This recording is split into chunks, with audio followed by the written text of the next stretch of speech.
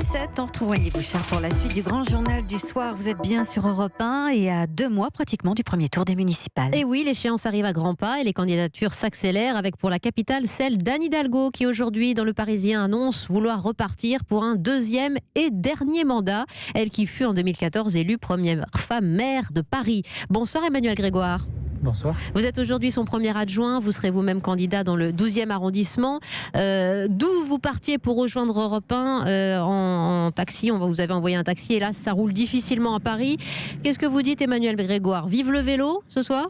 Absolument, vive le vélo. Alors si vous voulez connaître toute ma vie, j'ai oublié mon chargeur de batterie au bureau, ce qui fait qu'un vélo électrique sans batterie, c'est un peu comme marcher à pied sans chaussures, c'est très compliqué. Donc voilà, j'ai pris le taxi, mais la circulation est très difficile. Ah oui, c'est pas une coquetterie de parler du vélo ce soir, car cela fait partie des enjeux, de la philosophie Anne Hidalgo, qui veut faire de Paris une ville 100% vélo. Qu'est-ce que ça veut dire?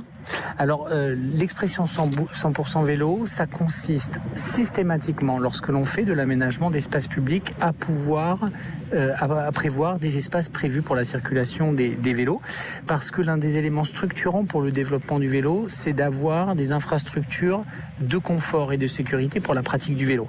Et quand on pratique le vélo à Paris, nous avons fait beaucoup de choses, et je crois que ça a été démontré de façon assez spectaculaire, notamment à travers la grève, mais il y a encore des jonctions, des coutures à finaliser, et donc c'est ça le plan que nous allons engager dans le prochain mandat, vraiment faire de Paris une ville de référence pour la pratique du vélo. Et comme vous le disiez, c'est pas une coquetterie, et je crois que c'est à ça que se sont convertis tous ceux qui se sont mis au vélo ces dernières semaines.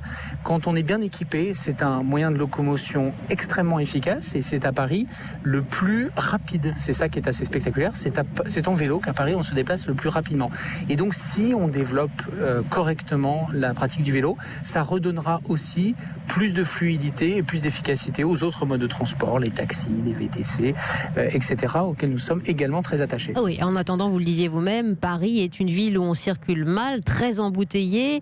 C'est aussi la conséquence de travaux, une politique que là encore, votre maire, Anne Hidalgo, assume. Oui, alors la congestion de Paris en matière de circulation est historique. Ça a toujours été comme ça. Et en fait, contrairement à ce qu'on croit, plus vous donnez de l'espace à la voiture, plus il y a de voitures et la congestion ne baisse pas. Et donc en réduisant la place de la voiture, vous ne réduisez pas la congestion, mais quand même il y a beaucoup moins d'automobiles. Et il faut comprendre que la circulation automobile a beaucoup baissé à Paris, et même l'étude qui est sortie il y a quelques semaines maintenant démontre que c'est le cas également en Île-de-France. Et oui, cette politique elle est assumée. Pourquoi? Parce qu'il faut réduire l'usage de la voiture individuelle. C'est l'un des plus gros contributeurs à la pollution, dont on sait désormais de façon extrêmement documentée l'impact sur la santé. Et donc nous cherchons deux choses.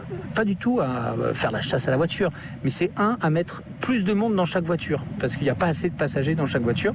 S'il y avait 1,8 passagers en moyenne en voiture, on réduirait déjà spectaculairement la circulation automobile. Et deuxièmement, réduire quantitativement le nombre de voitures, parce que c'est le moyen, outre le travail sur les motorisations, pour réduire l'empreinte carbone et cette fameuse pollution aux particules fines qui est la plus dangereuse pour la santé. Oui, il n'est pas question de faire la guerre aux voitures, dites-vous, parce qu'en situation de grève, avec une absence de transport public, beaucoup de voitures ont été ressorties et très utiles pour les travailleurs et pour les Parisiens de souche.